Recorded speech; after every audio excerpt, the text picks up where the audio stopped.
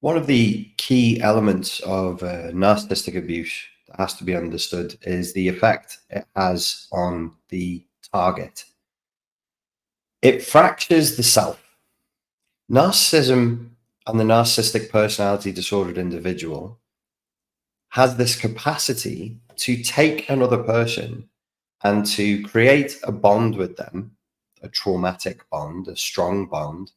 And then through that bond, through that shared fantasy space, through that simulation of reality that is created between the narcissist and the target, to do so much damage to the person at the most vulnerable part of that person's psyche, that it actually creates a fracturing at the psychic level. So when we're looking at narcissistic abuse and we're looking at the effects of narcissistic abuse and why does it take people so long to recover? Why is the recovery process so difficult and long-winded? Why are people who have been the victims and the targets of narcissistic abuse, why are they so confused? Why are they so impressionable? Why do they dissociate? It's because of this. It's because the narcissistic abuse itself actually creates a fracturing of the self. It splits the self from self. So we've discussed this elsewhere. The fundamental guiding principle of the narcissistic personality disorder is splitting. This is a simple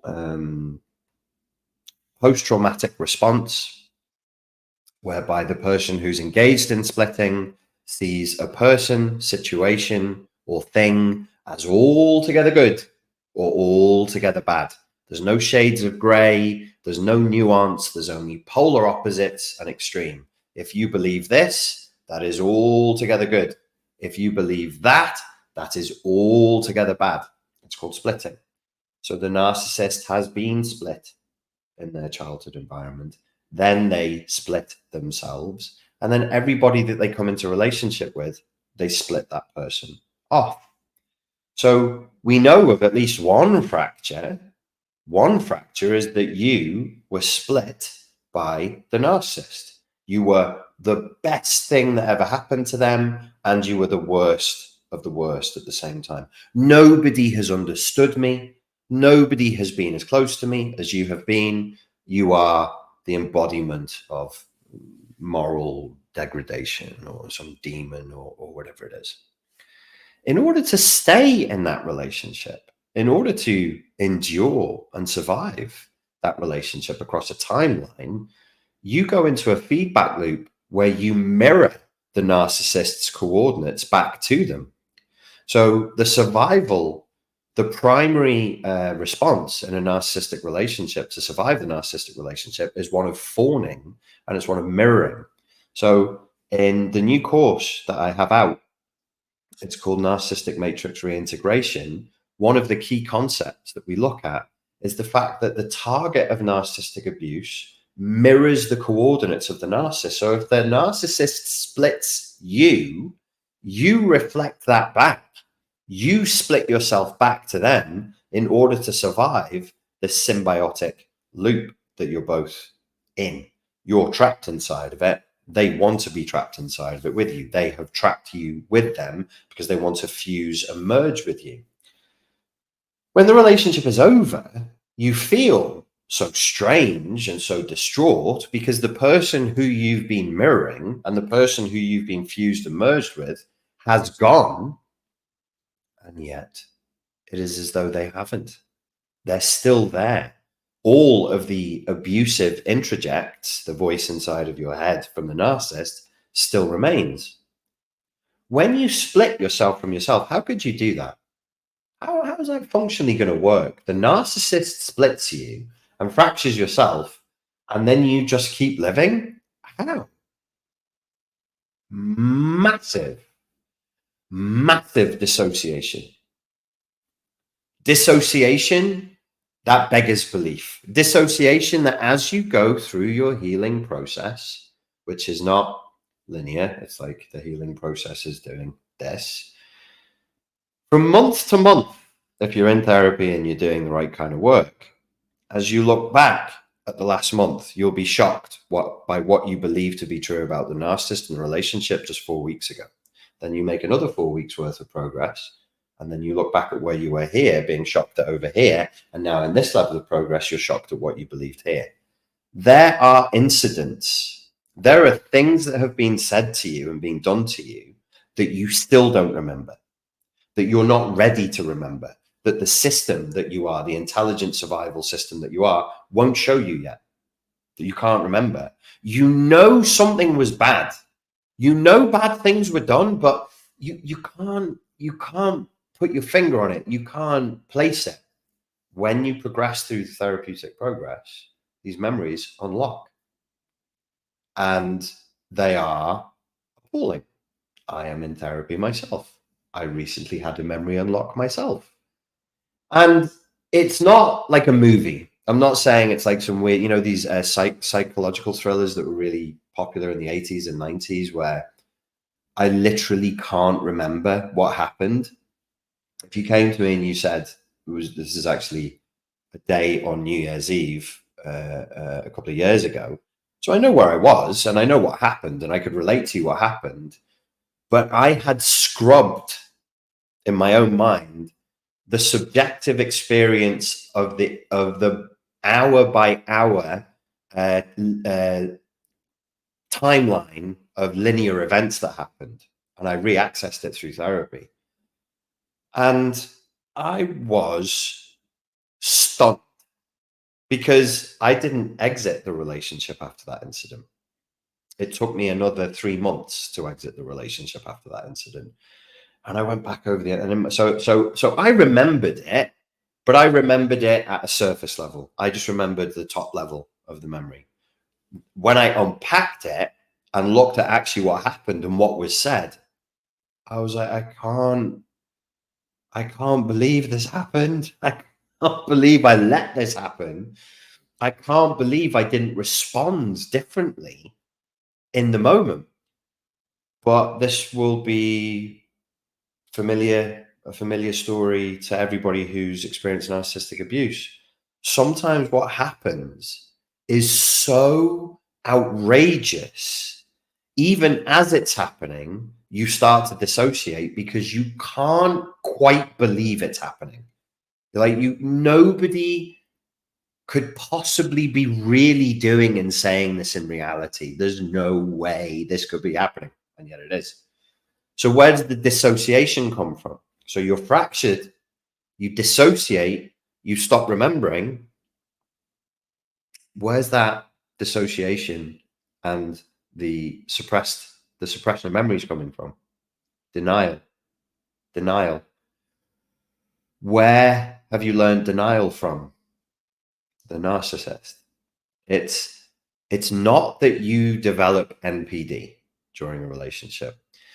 And it's not that you catch fleas. I was never comfortable with people who said that. Like in the narcissist, people don't say it as much, but in the 2014, 15, 16, you'd hear it. People say, oh, you caught fleas. Like you're in a narcissistically abusive relationship. You kind of become narcissistic, like a dog catches fleas from another dog. And I was like, that just sounds really simplistic. You even had therapists and counselors on YouTube saying, if you spot it, you got it. And I'm like, what is this? If you smelt it, you dealt it. Like every therapist who can recognize NPD has to have NPD. That this just doesn't, the reasoning here is faulty. Like this is not good reasoning. What I'm saying is that you start to absorb their coordinates for how they perceive reality. You start to interact with reality the way that they do. Not that you become abusive and exploitative and then you become attached to a false self in which you're amazing and you're wonderful. But do we become hyper attached and defensive of a narrative about the relationship? That I've seen in the targets of narcissistic abuse over the years. When I used to coach, I'd see people, even to this day, when I'm in seminars with people and I ask them about it, they get very prickly when you question their narrative of the narcissistic relationship. Is that a mirroring? So the narcissist, the actual person with NPD, is hyper attached to a false image of themselves and their life? Does the codependent, does the target then hyper attach through a mirroring process to a false narrative, to a false image of the relationship? Maybe yes. Maybe yes. These are the things that have to be resolved in order to heal. I'd say there are people out there who've been trying to heal and trying to move on. When I do my questions on Instagram, I'm always asked, how do I get over the anger? How do I stop ruminating? And how do I move on? Every single time I open questions, I get at least 3 or 4 questions along those lines. There's people who are really struggling to move on with their lives. There's people really struggling to heal.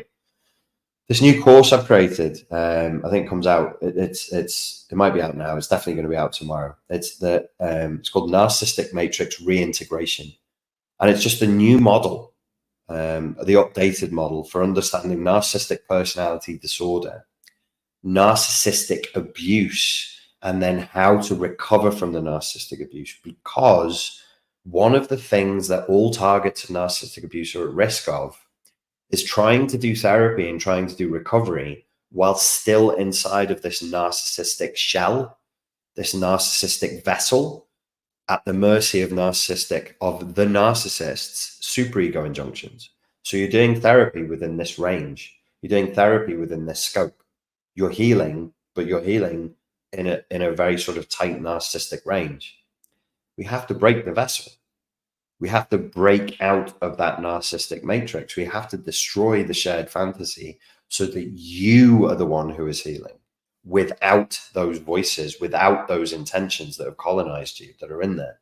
You have to find a way out from that. So that's what that course is going to do. I created another course called Narcissistic Abuse Victim Syndrome Recovery, and I'm gonna put them both together. I'm gonna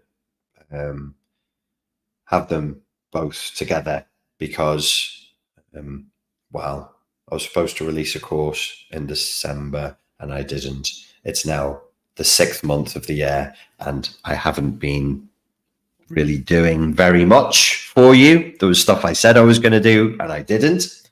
The reason for that, there are various courses. I know you're supposed to have had a course on dealing with social anxiety after narcissistic abuse, increasing self-assertiveness after narcissistic abuse, increasing confidence after narcissistic abuse. And I promised them months ago. The reason for that is just because I'm trying to resolve where I'm going to live next and my various visa issues.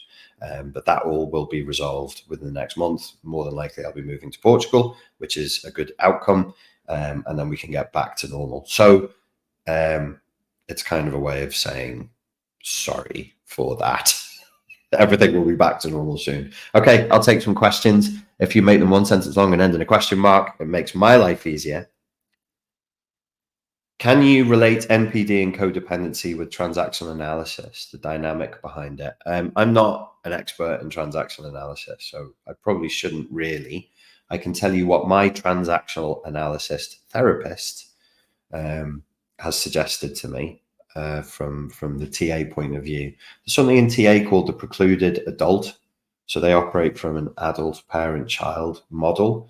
And sometimes people with MPD and what we would call like MPD with psychopathy, because they're acting in a very low impulse control way, it's almost like they can't access their adult selves at all. So they call that the precluded adult. The codependent side would be the fulfillment of a script from childhood, and it's also the fulfillment of some parts of us in psychoanalytic theory language. We would say superego injunctions. In TA, they would just say parts. Your mother's part, your father's part, those superego injunctions that are running from them, their parents' superego injunctions that are running through them that are now running through you. So in TA, you're also carrying from your grandmother, your grandfather, and on down. You're carrying through intergenerational trauma as well. Should you never have contact with them again once the chain is broken? It's very unlikely that you can afford contact with them again. And you've got to look at like a cost benefit analysis. Like what benefit is there for you? This person's really hurt you. They've damaged you. any and all contact with them as an opportunity for them to exploit you, abuse you, and confuse you. So what benefit would you get from being in contact with them? I would say no.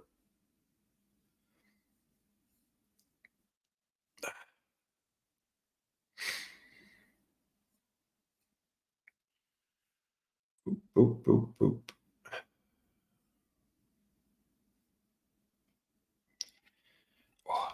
Yeah, I really dislike that theory that one becomes a narcissist. I don't think there's any evidence for it anyway. I mean, MPD, you really got to have gone through something in childhood. Um, Conditioned to their logic makes more sense. So the way I would phrase it is you're using the same coordinates to deal with reality as they use, but that's essentially it. I haven't seen much evidence that the victims of narcissistic abuse become more exploitative or bullying or entitled, um, except towards themselves. They become sort of self-abusive.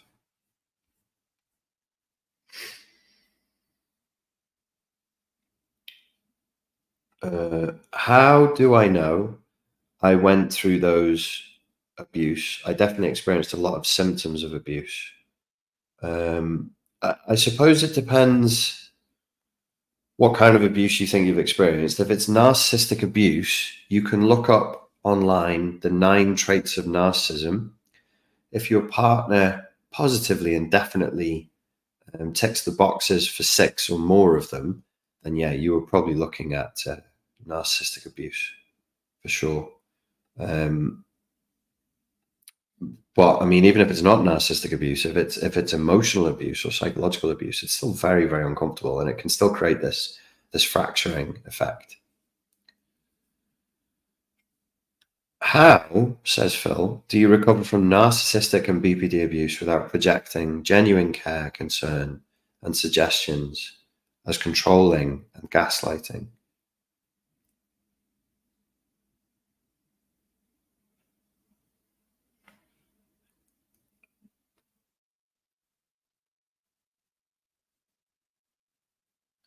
Are you saying that you're recovering from narcissistic abuse, and when people try to help you, you see it as controlling you and gaslighting you? Is that your question?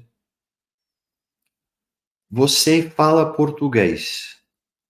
Sim, eu falo português muito bem. Boa noite. Albufeira, sexta-feira, dia do bebê de areia. Brincadeira. When I was a kid, I spoke Portuguese, and because I lived in Portugal, and then I went to boarding school, and they didn't have Portuguese at boarding school. They had Spanish, so I learned Spanish.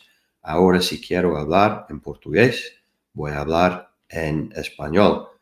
Pero lo bueno es que cuando estás en Portugal, normalmente los portugueses van a intentar entender lo que te estás diciendo en español, y podemos hablar. Cuando ellos hablan conmigo en portugués, entiendo casi todo. Y cuando yo estoy hablando con ellos en español, entienden casi todo. It's because in Portugal, the films aren't dubbed like they are in Spain. It's subtitles. So you have that extra level of effort with language that you have to make. Because if I try speaking Portuguese to Spanish people, they're just like, what is this? Galician? Ibithenko? What are you speaking right now? I'll learn Portuguese again, though. I'll learn it again. Não faz mal. É possível. Não é possível. É possível. If everyone's got narcissistic traits, how the hell are we ever going to sit there and know somebody is going to be genuine in the first place, constantly living in fear of that? Oh, well, like if we say everybody's got a certain amount of trait narcissism, that's not the same thing as saying like everybody's abusive. You know, they're different things. Somebody who is very high in trait narcissism is likely to be quite annoying and likely to be a bit selfish and exploitative. But really, the measure shouldn't be narcissism. It should be respect and kindness and openness and well, you said genuine, so authenticity. Like, are you feeling this is an authentic, open, down to earth person? Or is this a person who's high on their own farts? You know?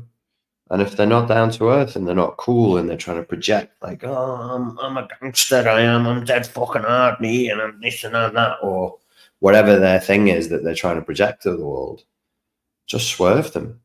Just swerve them. Just stick with people who are cool. Stick with people who are down to earth and straightforward and aren't walking around with their nose in the air.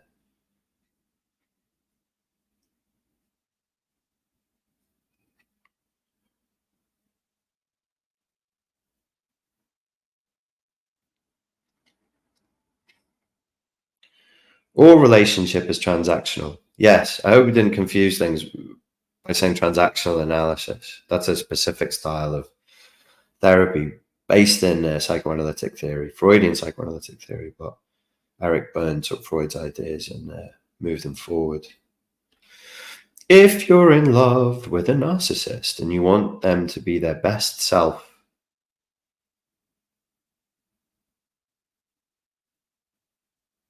how do you help them?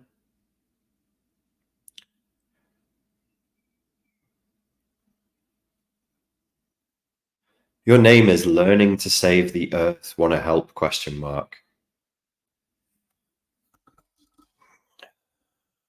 Not going to be able to help them if they have narcissism. There's nothing you can do to help them. And a narcissist doesn't need help to see their own narcissism. They're perfectly happy to see their own narcissism. You can just describe narcissism to them and say, this is what narcissists do. And they can be like, yeah, that sounds cool. You can't help them. And what do you mean you want them to be their best self? Who are you to decide what other people's best self is? Nah, mean. Nah, mean. Nah, mean, fam. You get me? You shouldn't be the one deciding that. Just let people be. My mom has a lot of NPD traits, and I can't keep walking on eggshells and being the scapegoat. Do you do counseling for two people? No, I don't do any coaching or counseling anymore. I'm not the right person. I don't have the right personality for that job. I am entirely too sensitive. But I have coaches who can help you. My sister is working. You can message her, Anna at richardgrannon.com. And there is also Terry, who is available, Terry at richardgrannon.com. And says, Richard's no BS straight talk videos were a major key on my healing journey. Thank you very much, Anne. Appreciate that.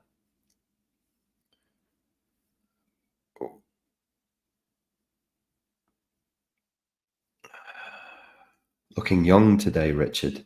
Yeah, I think there's a filter. I'm using StreamYard and it filters. So like there's my face is not that smooth. Muito legal. Obrigado. You're very welcome. De nada. How do I stop texting him, reminding him of reality against the stone wall after 34 years at 6 weeks post discard? Are you asking, is it important to ask how to stop texting him? Or is it more important to ask how you can safely get the help you need to grieve from this betrayal, trauma, and heartbreak that you're experiencing? That's probably more important, right? You should get some help because you're going to be in a lot of pain. You're at week 6 post discard. So Richard is multilingual. Yeah, man. Sik Gong Guang Tong Wa as well. That's impressive, isn't it? I used to speak Cantonese. Lei Ho Yi Sat. Lei Go Gyok Si Gong Ya. Mo Go Si Fat Long. If you've got any Cantonese speaking friends, they'll tell you that what I just said is some deep Taoist wisdom. Lei Ho Yi Sat. Lei Go Gyok Si Gong Ya. Mo Go Si Fat Long.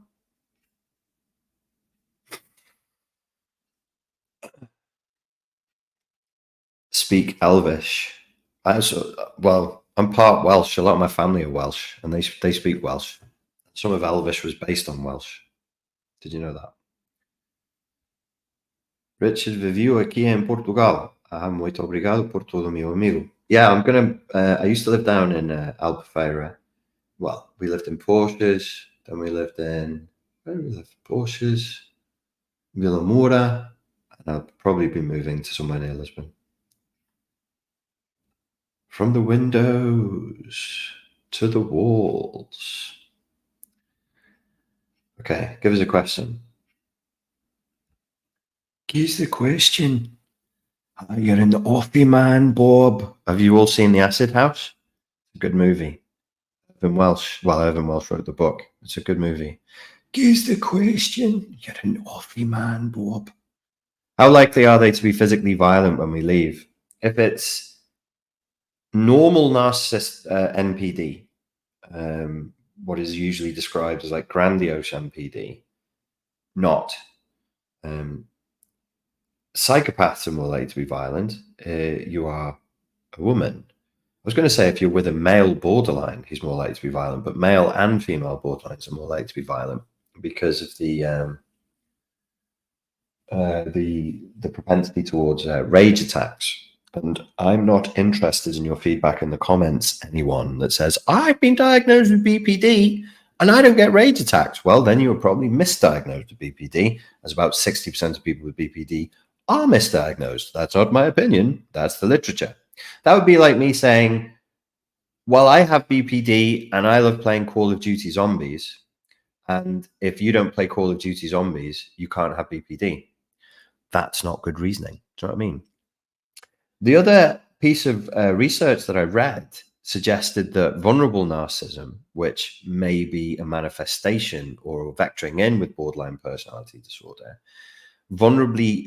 men who have vulnerable narcissism can be violent, and this piece of research said there was more indication of violence towards women, children, and animals amongst vulnerable narcissists. So yeah, if you think there's a risk of physical violence, then that's definitely something you would want to take to the police and get some proper assistance with. Clive Brooks says, add alcohol to the narcissist and watch the sparks fly. Richard, why? Yeah, why indeed? Well, maybe because you wanted to be in a relationship and you wanted love and you thought that you'd found it and you were deceived. You know, doesn't make you a bad person to want love. Doesn't make you a bad person that you got deceived.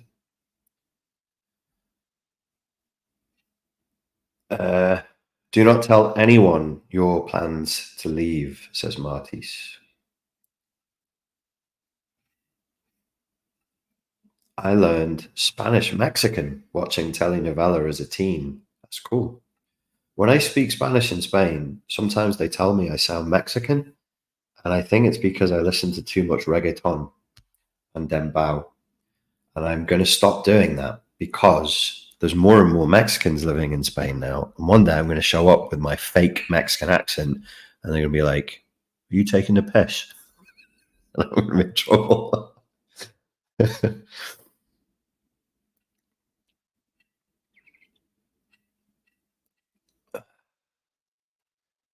Melissa Hollingsworth says, NPD is more than 3%. Dr. Romani says 10%. Original number is not accurate.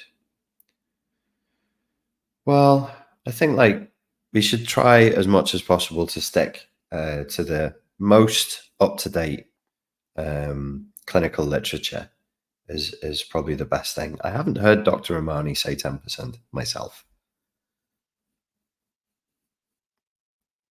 Hi, Richard. Is it normal? Oh, I like your dog. What is that? Is that one of those Mallies? Is it normal that my brother demands money for our father's urn? Your father's died and is being cremated. Is that psychopathic behavior? I imagine if my sister paid for my father's urn, that I would probably contribute to my father's urn, unless there's a part of this story I don't know about. Which, well, there definitely is. I don't know anything about the story. Nice dog. I like the ears on those dogs. Look at this dog. Look at the ears. I really like that. See, the Ibethan hound has those ears as well. I really like a Beath and Hounds. I like the dogs with those ears. Should people read How to Win Friends and Influence People? I read that when I was 13. I love that book. I read the old book, though, the non-politically correct book, before they changed it all. It's okay. Yeah, it's okay. You should all read Blood Meridian by Cormac McCarthy. That's my favorite book. What will it teach us about psychology? It will teach you that you're trapped in a clockwork Gnostic hellscape run by evil archons. How do I get out of freeze? Well, freezing is a primary trauma response. And, you really need to work on all of the CPTSD symptoms at the same time, I would suggest, without getting overwhelmed, so that your body and your mind don't use freezing as a default response to stress. So I have a free course for this. If you go to Fortress Mental Health Protection on YouTube, there's free ebooks, free audio downloads there, Fortress Mental Health Protection, and dealing with emotional flashbacks is within the first 3 tutorials, the first 4 tutorials. So I recommend using that. A lot of people here have used it. They use it's a hand mnemonic technique, and got good success with it. And you can try it. And anyway, it's free. So just do it. Do it. Do it.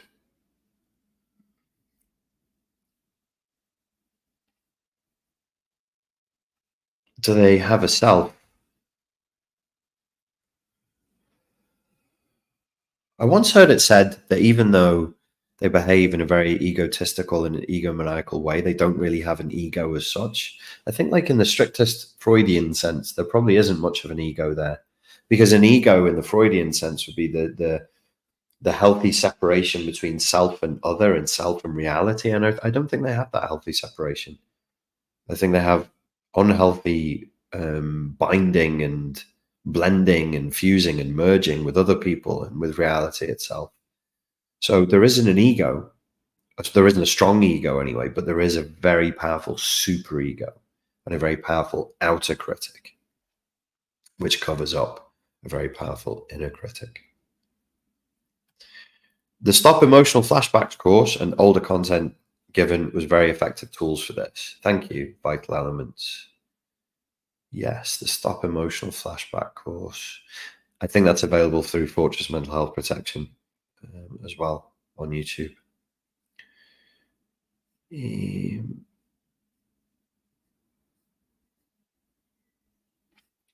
What happened to Steve? Steve's still around. Still see Steve every couple of weeks. We usually go for eggs at a cafe in Liverpool. After he's done boxing with Terry, him and Terry box every Thursday still. I can't because of my various skull problems. I wish to, but I'm not allowed. And he just retired. He just said, "I've had enough, and I'm retiring." And I said, "Yeah, fine, but the door's open. If he ever wants to come back, he knows he's welcome to." But yeah, he's still around.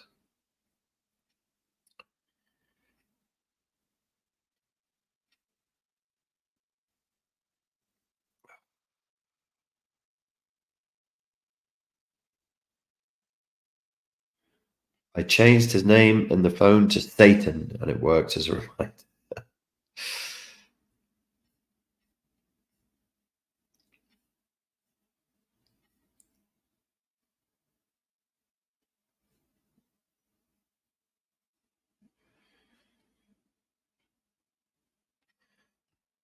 Elves are English. It's hobbits that are Welsh. Lol. Do you have any suggestions for support groups or sessions that I can access from a public library? No, I don't. I'm not very plugged in to the online narcissism community space, to be honest, but other people here might be, and they might be able to recommend in the comments after the video goes up as well. Okay, let's do one more question and then I should finish. I'm still stuck freezing up under pressure. Will this get better? It will do if you work on it, but it won't get better of its own accord. This is according to the research on CPTSD and CPTSD symptoms. They don't apparently spontaneously get better, usually. So these are things that we have to spend time and effort working on.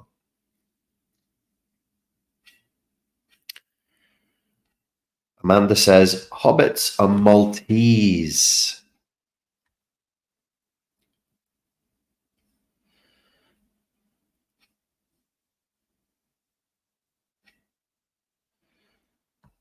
Therapy it is, absolutely.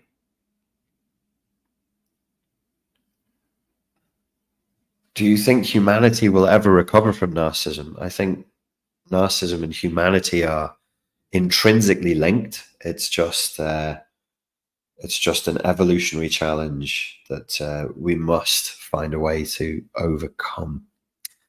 Okay, folks. So the new course is out now. It's a Narcissistic Matrix Reintegration, and you also get the new course on recovery from narcissistic abuse victim syndrome with that course. That's available from richardgrennan.com. And that is it. Thank you very much for your time and for your attention. I hope that was useful. And I look forward to speaking to you all soon. Cheers.